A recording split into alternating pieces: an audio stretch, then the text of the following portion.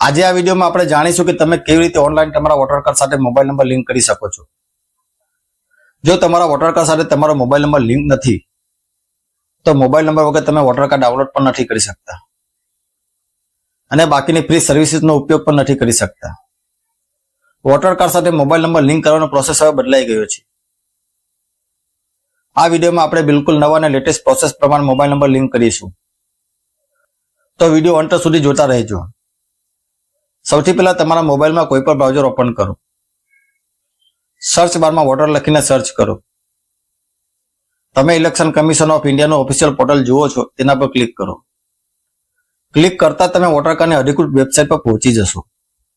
આ લિંક વિડીયોના ડિસ્ક્રિપ્શનમાં પણ આપવામાં આવી છે। હવે તમારે વોટર કાર્ડ સાથે મોબાઈલ નંબર લિંક કરવા માટે આ પોર્ટલમાં તમારો એકાઉન્ટ બનાવેલો હોવો જોઈએ। મેં અગાઉના વિડીયોમાં એકાઉન્ટ કેવી રીતે બનાવવું તે પણ બતાવ્યું છે। એ નહીં જોયું હોય તો તમે પહેલાનો વિડીયો જોઈ શકો છો।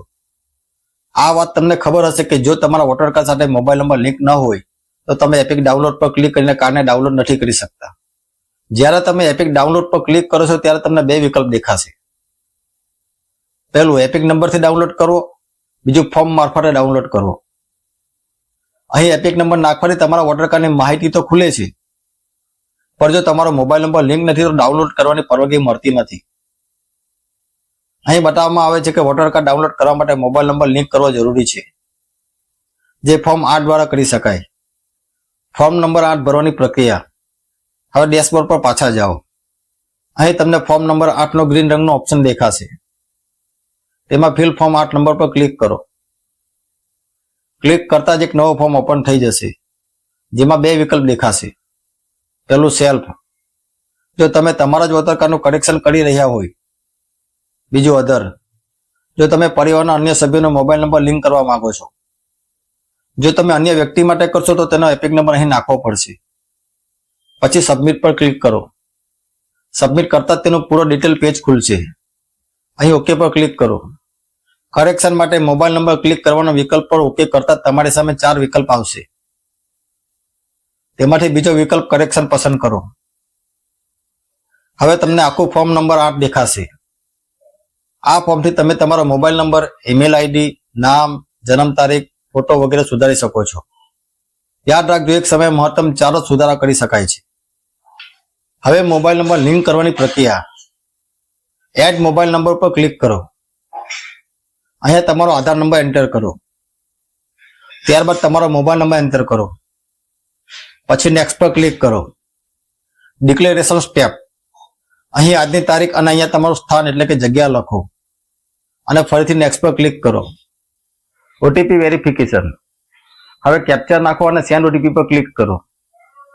તમારા મોબાઈલ નંબર પર ઓટીપી આવશે, એ ઓટીપી દાખલ કરો અને પ્રિવ્યુ એન્ડ સબમિટ પર ક્લિક કરો। ત્યારબાદ અહીંયા તમને 3 વિકલ્પ દેખાશે। પહેલું કીપ એડિટિંગ, એટલે કે જો ભૂલ હોય તે સુધારવી। બીજું ડાઉનલોડ સ્લીપ, ફોર્મની કોપી ડાઉનલોડ કરો। ત્રીજું ઈ સાઇન એન્ડ સબમિટ, નવી ફરજિયાત પ્રક્રિયા। હવે નવા અપડેટ પ્રમાણે તમારે ઈ સાઇન કરવું જરૂરી છે। ઈ સાઇન પ્રક્રિયા, ઈ સાઇન સબમિટ પર ક્લિક કરો અને યસ પર ક્લિક કરો। તમે સીધા ઈ સાઇનના પોર્ટલ પર રીડાયરેક્ટ થઈ જશો।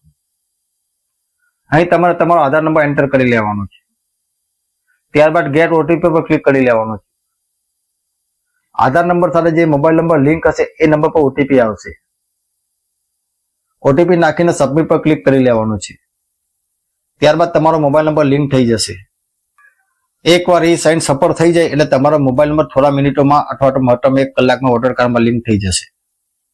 આ હતો વોટર કાર્ડ સાથે મોબાઈલ નંબર લિંક કરવાની સંપૂર્ણ લેટેસ્ટ પ્રોસેસ। જો વિડીયો મદદરૂપ લાગ્યો હોય તો લાઈક કરો, તમારા મિત્રોને શેર કરો અને ચેનલને સબસ્ક્રાઇબ કરીને સપોર્ટ જરૂરથી કરજો। ફરી મળીશું નવા ટોપિક સાથે। જય હિન્દ।